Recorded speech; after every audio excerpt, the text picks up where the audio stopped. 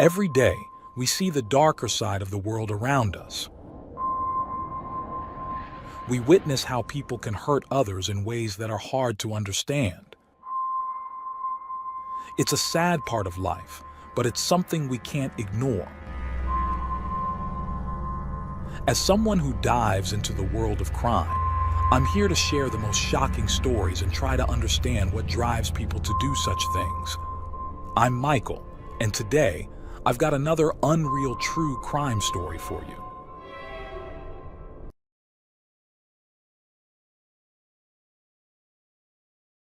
New Year's Eve was supposed to be a night of fun. Friends and family gathered at the Fallis home, laughing, dancing, and celebrating. Ashley Fallis was at the center of it all, smiling and enjoying the moment. To everyone around her, she seemed happy. But behind the scenes, things weren't as perfect as they seemed. Then, just after midnight, everything changed. A single gunshot broke the party's excitement. Guests rushed toward the bedroom, confusion turning into panic. Within minutes, a frantic 911 call was made. When first responders arrived, Ashley was on the floor, unresponsive. A gun lay nearby. Her husband, Tom, was the only one with her. He told police it was a horrible tragedy, something no one could have stopped. But as investigators started asking questions, things didn't add up. A neighbor claimed she heard Ashley yell just before the shot.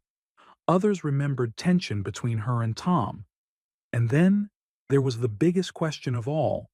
Was this truly an accident, or was there something more going on? What really happened in that bedroom?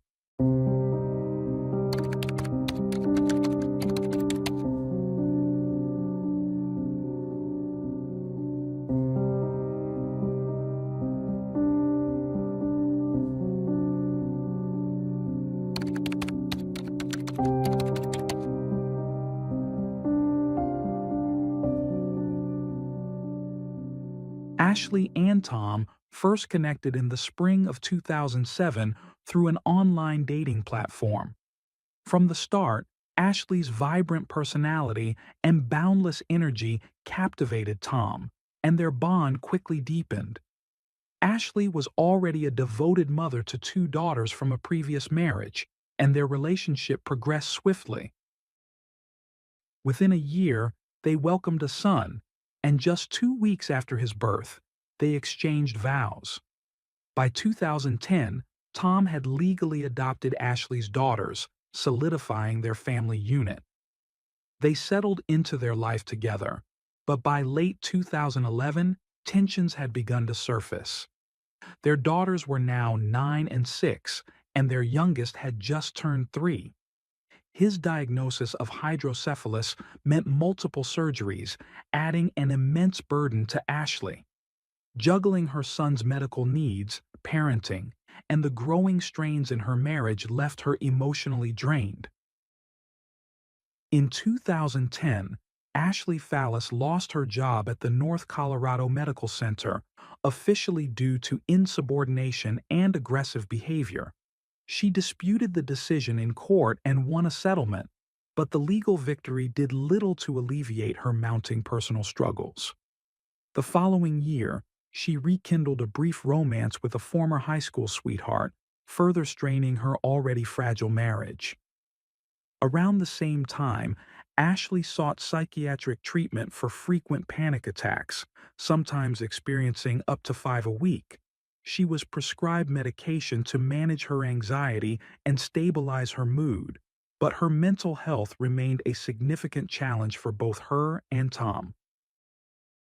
Despite knowing about her infidelity, Tom chose to stay in the marriage. Investigators would later uncover old divorce papers in their bedroom, documents Ashley had drafted in 2009 when the couple had considered splitting due to conflicting work schedules.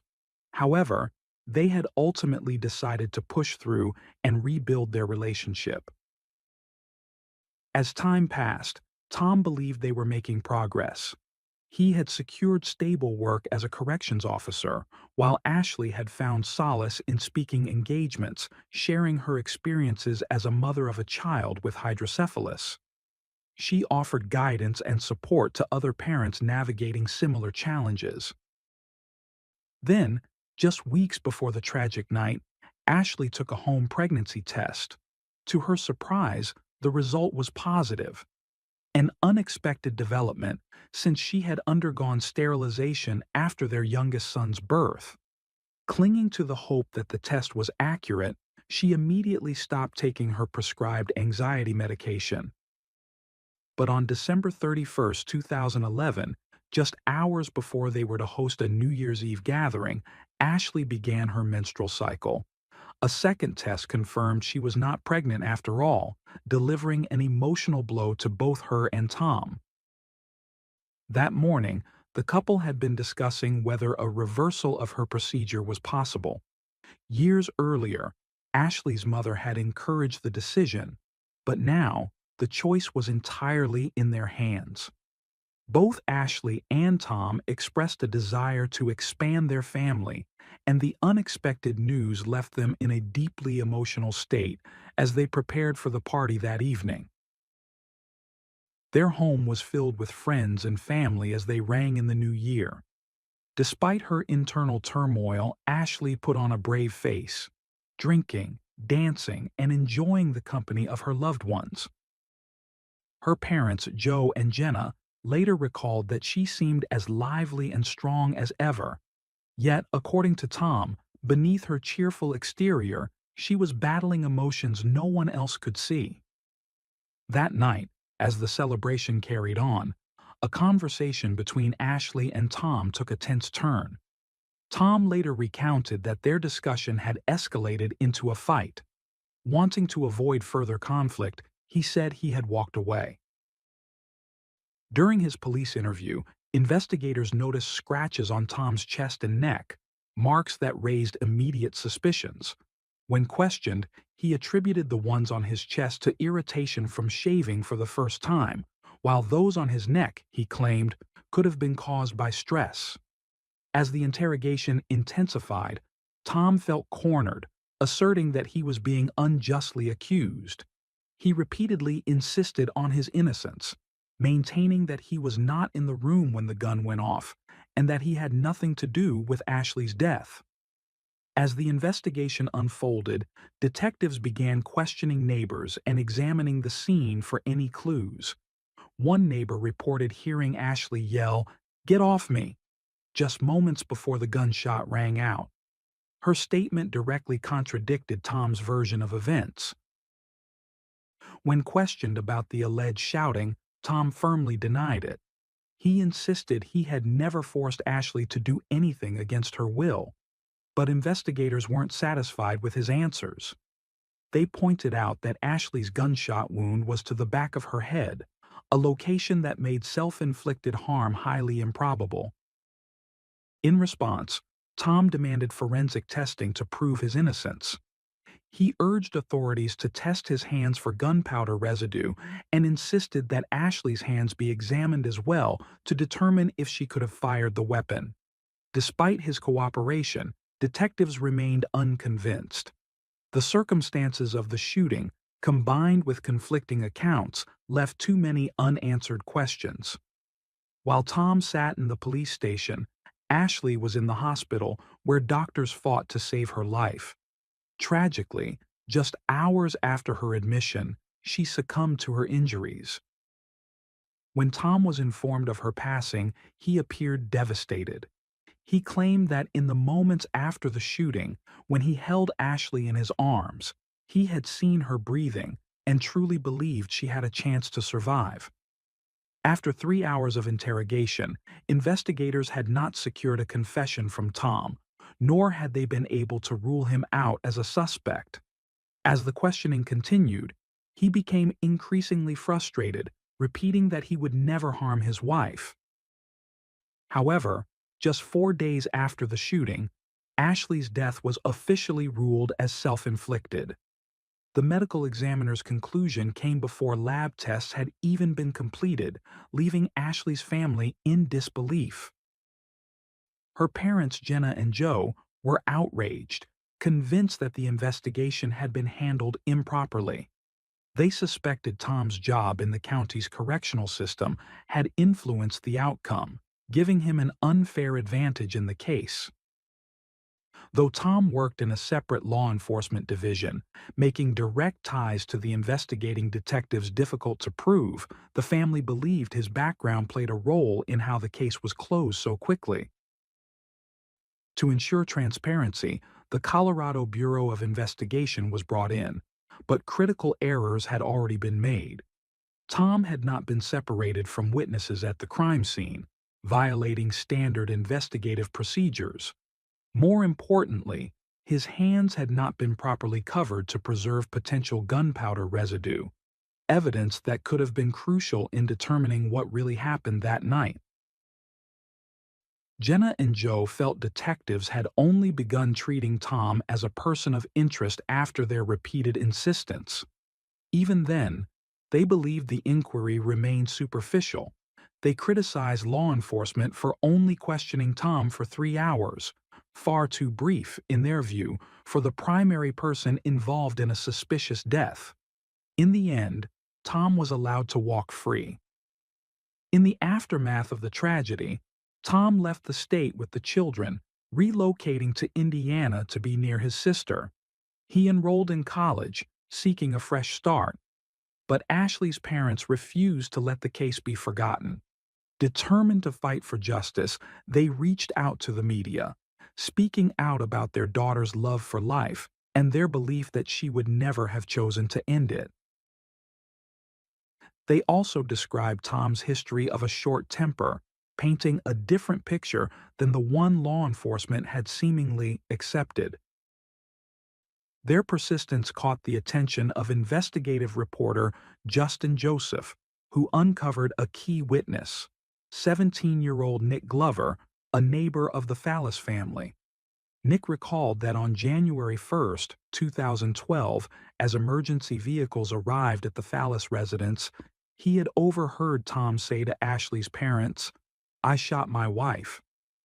Even more troubling was what Nick revealed next.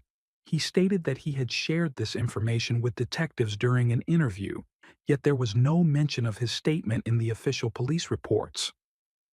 The missing documentation raised serious concerns about the integrity of the investigation. The possibility that the detectives had deliberately excluded key testimony to shield Tom from scrutiny led to allegations of misconduct and cover-up. Ashley's family and supporters demanded a deeper investigation, convinced that the truth had been buried, and that justice for Ashley had yet to be served.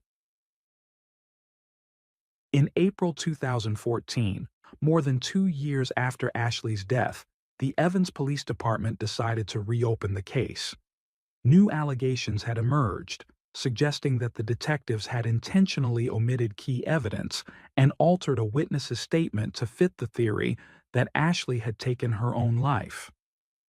Despite these claims, law enforcement officials maintained that the original investigation had been thorough and unbiased. On November 18, 2014, authorities arrested Tom Fallis near his home in Indiana. He was charged with second-degree manslaughter but adamantly maintained his innocence. The case had already garnered widespread public attention, largely due to investigative reporting by Justin Joseph. Even as the trial loomed, many unanswered questions remained. Among them was the significance of bruises found on Ashley's legs, which some speculated were linked to a flashlight discovered at the scene. However, further examination revealed that the flashlight belonged to an officer who had attempted to administer first aid and was unrelated to the incident. The prosecution built its case around the claim that, during a heated argument, Tom grabbed the handgun that Ashley kept under the mattress, pressed it against her head, and pulled the trigger. He carefully laid her body on the floor before calling emergency services. During the trial, Ashley's mother took the stand and testified that Tom had behaved aggressively at the New Year's Eve party, using harsh words that led to a confrontation. Tom denied these accusations. Later, she mentioned a history of mental illness in Ashley's family, revealing that both her grandmother and uncle had died by suicide.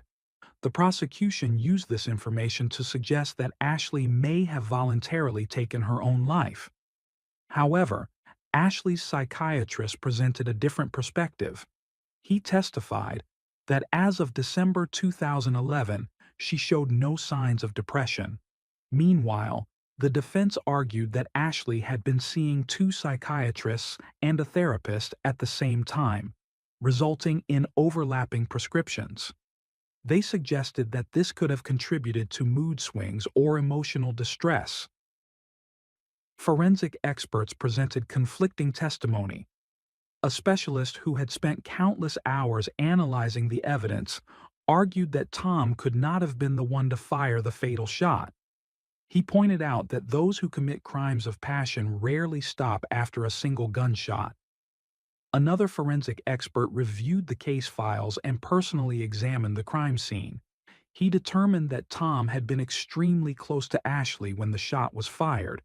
According to him, if Tom had been farther away, the blood spatter would have been more widespread.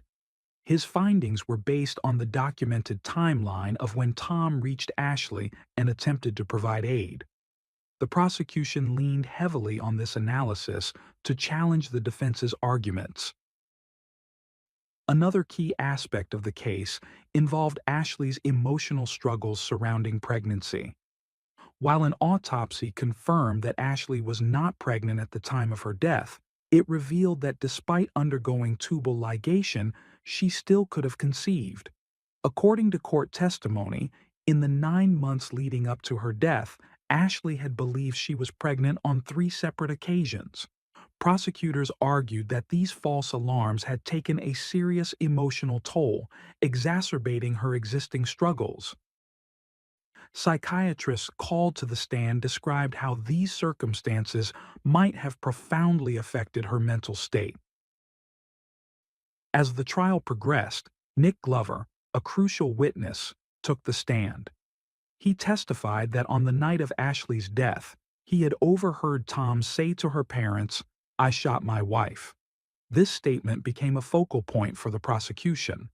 Another witness, Chelsea, was also expected to support the claim that Ashley had screamed, "Get off me," before the gunshot. However, Chelsea's testimony took an unexpected turn. Nick's mother, Kathy, had previously stated that Chelsea had clearly heard the argument. But when Chelsea took the stand, she admitted she had been drinking heavily that night and could not clearly recall what had happened.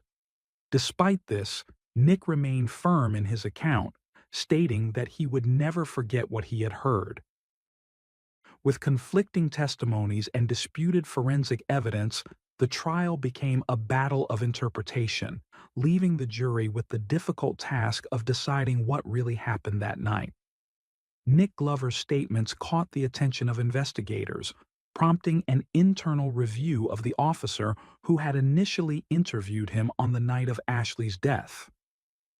The review aimed to determine whether the detective had intentionally failed to document Tom's alleged confession. However, the investigation ultimately found no evidence of misconduct, and the detective maintained that Nick had never made such a statement during their interview. During cross-examination, the defense scrutinized Nick's testimony, pointing out multiple inconsistencies. They emphasized that despite claiming to have heard Tom admit to shooting Ashley, Nick had continued to maintain a friendly relationship with him for months afterward. He had even participated in family activities, including camping trips and Christmas celebrations. When asked to explain why he remained close to Tom, despite allegedly hearing him confess, Nick repeatedly answered, "I don't remember," more than 90 times. Later, another witness, a police officer, came forward with his own account. He claimed that upon arriving at the scene, he heard Tom shouting, "I can't believe I shot her. I can't believe she's dead." This statement was a potential breakthrough for the prosecution, but the defense quickly raised doubts. They pointed out that the crime scene had been crowded with officers, first responders, family members, and neighbors. Yet no one else had reported hearing Tom make such an admission. Furthermore, the police had failed to detain Tom at the scene, citing jurisdictional limitations. Adding to the skepticism, the defense revealed that the detective in charge of the case had never formally documented his claims. He had waited 3 years before mentioning the alleged confession, and his credibility was further damaged when it was revealed that he had later been dismissed from the sheriff's office for dishonesty. These revelations cast serious doubt on the prosecution's argument and weakened the reliability of their witnesses. Physical evidence also failed to support the state's theory. Gunshot residue tests detected no traces on Tom's hands, whereas residue was found on both of Ashley's. Scratches on Tom's chest, which had initially been considered signs of a struggle, were later determined to contain no traces of Ashley's DNA. Likewise, nail scrapings from Ashley's hands did not reveal any DNA from Tom. These findings challenged the prosecution's assertion that there had been a physical altercation between the couple before the fatal shot. Throughout the trial, Tom chose not to testify in his own defense. The proceedings lasted several weeks, with over 40 witnesses taking the stand. The defense built its closing arguments around Ashley's personal struggles, emphasizing the emotional toll of her repeated pregnancy scares, her son's health complications, the effects of her prescription medications, the loss of her job, and her extramarital affair. They argued that these factors had contributed to her fragile mental state in the months leading up to her death. A surprising development in the case was the introduction of letters allegedly written by Ashley. In these supposed farewell notes, she apologized to Tom, described herself as a failure, and expressed that she could no longer continue living. However, Ashley's family immediately questioned their authenticity. They pointed out that these letters had surfaced years after her death, and they insisted that Ashley had never displayed any signs that she would have written such messages. To them, the letters felt fabricated, further fueling their belief that Tom was responsible for her death. The jury deliberated for 3.5 hours, which included a 1-hour lunch break, before reaching a verdict. Tom Fallis was found not guilty of second-degree manslaughter and all related charges. The decision devastated Ashley's family. Her parents remained convinced that Tom had played a role in Ashley's death. They filed lawsuits against the Evans Police Department, alleging that critical evidence had been concealed or falsified. However, their lawsuits were ultimately dismissed.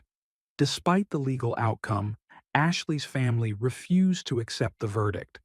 They continued to believe Tom was responsible, but they remained committed to maintaining a relationship with Ashley's children. Through court agreements, they secured visitation rights, ensuring they would stay in the children's lives. Meanwhile, Tom faced financial hardship due to mounting legal expenses. He focused on rebuilding his life while pursuing his education. Seeking a fresh start, he moved his children to another state to be closer to his sister. To them, he explained that their mother's death had been a tragic accident, though he planned to provide more details when they were older. Even after the trial's conclusion, lingering doubts persisted. Each new revelation seemed to raise more questions than answers, leaving the case shrouded in uncertainty, one that, for Ashley's family, remained far from closed.